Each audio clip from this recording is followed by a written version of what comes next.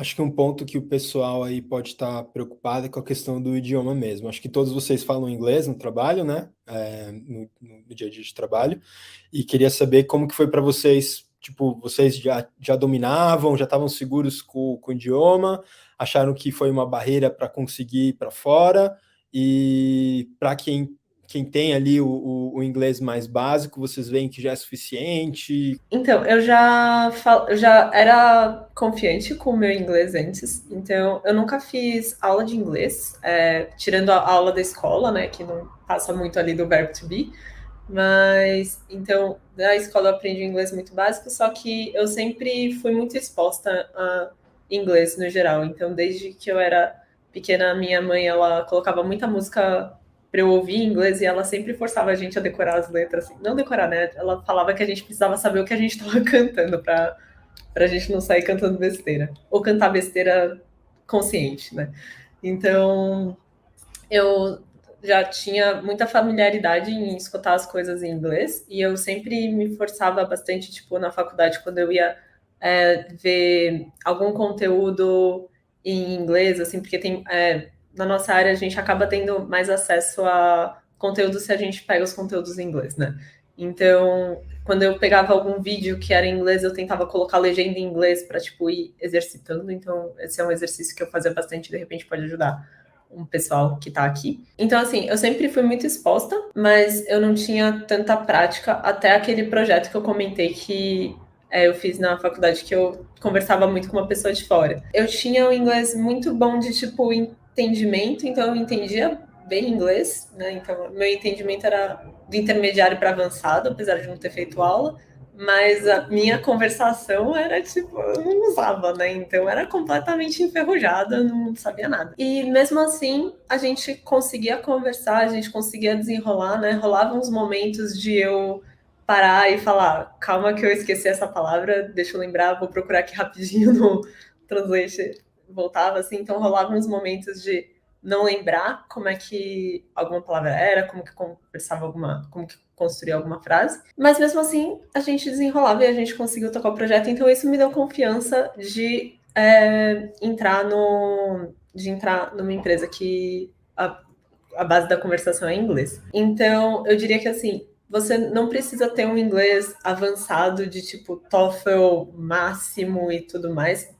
Lógico que depende da empresa que você vai querer entrar. Eu sei que tem algumas empresas que no processo seletivo exigem TOEFL no nível tal, né? Mas não são todas. Com certeza é uma barreira assim para muitas pessoas. Então, pelo menos, por exemplo, na minha empresa, eu sei que uma pessoa com um nível intermediário, um pouco abaixo do intermediário, não entra porque a gente precisa conversar muito com, não só internamente, mas com os clientes. Tudo mais. Então é muito necessário que a pessoa saiba se comunicar. Mas assim, eu acho que vale definir tipo, o que é o inglês avançado, porque o inglês avançado é você conseguir conversar que nem a gente está conversando aqui, sabe? E desenrolando. Às vezes, até em português, a gente esquece uma palavra ou outra e fica um tempo tipo, putz, qual que é essa palavra mesmo? E isso tá tudo bem. Às vezes, mesmo em português, a gente erra uma conjugação de verbo. Especialmente porque, por exemplo, eu sou de São Paulo, é o nosso sotaque errar a conjugação de verbo. A gente, e plural também, a gente fala os plural tudo torto. Então, isso, sabe, não tem tanto problema, não vão pegar no pé de vocês por conta disso, mas é necessário que você consiga passar claramente o que você está pensando, especialmente em conversas técnicas, e entender bem. Vale muito a pena, se é um sonho que vocês têm, já irem se expondo a esses tipos de situação desde antes. Então, entrem em, sei lá, fóruns que só falam em inglês, por exemplo, e vão conversando com as pessoas.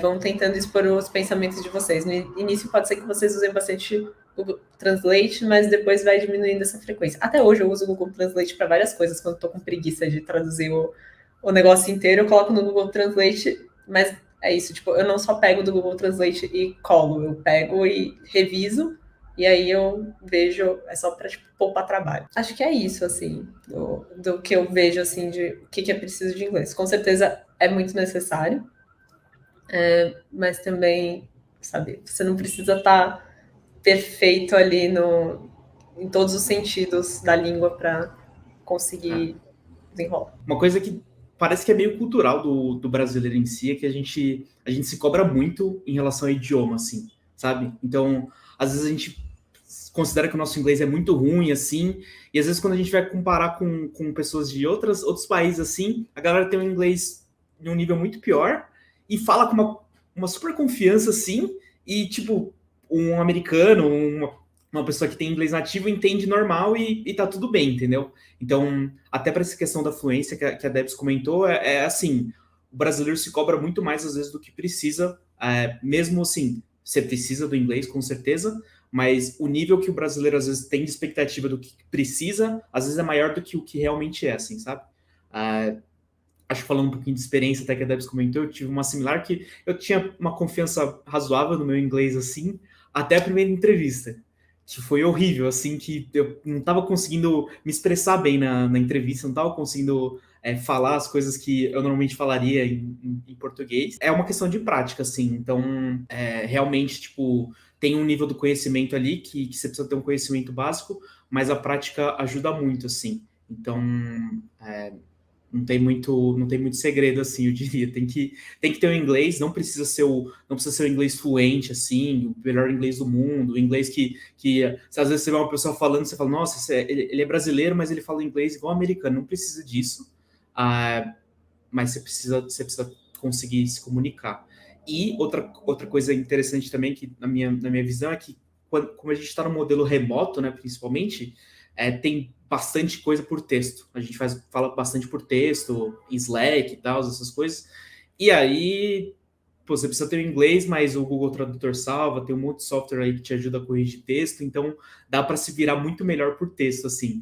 Acho que é uma coisa que a gente, como programador, já está muito mais acostumado. Então, a galera às vezes tá lá vendo que tá começando essa jornada, talvez não tenha pegado tanto isso ainda, mas você como programador vai estar o tempo inteiro em fórum em inglês, GitHub, Stack Overflow, que vai ser só em inglês, então você já vai estar lendo muita coisa em inglês e às vezes para escrever, para se comunicar por texto é bem mais fácil.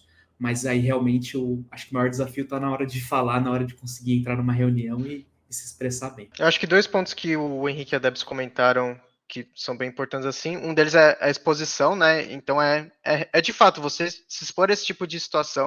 Assim como o Henrique, as minhas primeiras entrevistas não foram legais, né? As palavras não vinham e acho que só realmente com o tempo e com mais entrevistas que eu fui entendendo, né? Fui pegando melhor, né? O que falar em cada situação. Então acho que é de fato a prática e você se expor a esse tipo de situação. E aí um outro ponto que a Debs comentou também é que ele vai variar de acordo com a sua posição e o contexto em que você está inserido, né? Então, por exemplo, no meu caso, cara, eu só vou precisar conversar em inglês, sei lá, praticamente 15 minutos por dia, né, que é a daily ali, e sei lá, né, nas dinâmicas ali de planning, enfim, as dinâmicas do Scrum que a gente tem.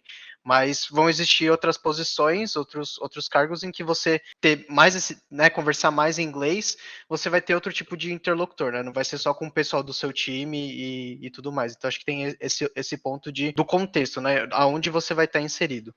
E aí, por fim, acho que só um ponto para motivar mais a galera aí, né, que talvez não esteja tão confiante com o inglês e que acho que ele não está perfeito. Uma das primeiras coisas que eu fiz quando eu entrei na empresa foi trocar uma ideia, né, com o pessoal a respeito do inglês. E aí uma coisa que meio que mudou, assim, o jeito como eu vejo o meu inglês é que, pelo menos o pessoal ali, os americanos, né, do meu time, eles curtem que, né, eu tive que aprender um outro idioma e tô tendo que, né, fazer tudo em outro idioma, e eles até comentaram, né, putz, eu não imagino eu ter que aprender um novo idioma só para ir trabalhar, né, em qualquer outro lugar do mundo, então é uma coisa que é bem vista, sabe, o pessoal de fora, o pessoal que tem o inglês como a língua nativa, né, como idioma nativo, eles curtem isso e eles admiram, sabe? Então, acho que é um ponto importante para se citar. Isso me lembrou que quando eu estava começando isso, assim, quando eu fui fazer aquele primeiro projeto que eu ia conversar em inglês com... Cara, eu tava super insegura, assim, e eu tava com muito medo, assim, né? De tipo, pô, e se eu errar as coisas, ele vai, sei lá, rir da minha cara, o que vai acontecer, né? Tipo, ele vai ficar, meu, o que é essa pessoa tá fazendo aqui na minha frente, ela nem sabe falar as coisas direito, e eu ficava realmente me cobrando muito em relação a isso. E eu lembro que eu tava falando sobre isso com meu avô, e aí ele já tinha trabalhado para multinacional na época que ele ainda trabalhava, agora ele é aposentado, né? Então ele teve essa experiência, né, de conversar em inglês com outras pessoas. E aí ele virou e falou para mim, Débora, quando você está conversando com uma pessoa em inglês, porque ela é americana ou então porque ela é de outro país, a comunicação toda só está acontecendo por causa de você, porque a pessoa não sabe português. Se você não estivesse lá arriscando no seu inglês, nada ia estar acontecendo, sabe? Vocês nunca iam conseguir se conversar. E isso meio que clicou um negócio em mim, tipo, putz, é exatamente o que o Teruya falou, tipo, isso é valorizado, isso é bem visto pelas outras pessoas também, eles entendem isso, né? Que rola um esforço de comunicação acontecendo, ninguém vai rir da sua cara se você errou alguma coisa. No máximo, tipo, vamos fazer alguma correção e tudo mais para você não errar nas próximas, mas isso nunca é como desprezo. É bem legal, o pessoal recebe bem, acho que a gente fica com mais cobrança e mais medo, mas principalmente os americanos, eles estão acostumados a outras pessoas de outros países falando a língua deles, interagindo com eles, no trabalho, no turismo, essas coisas, então é bem, bem comum.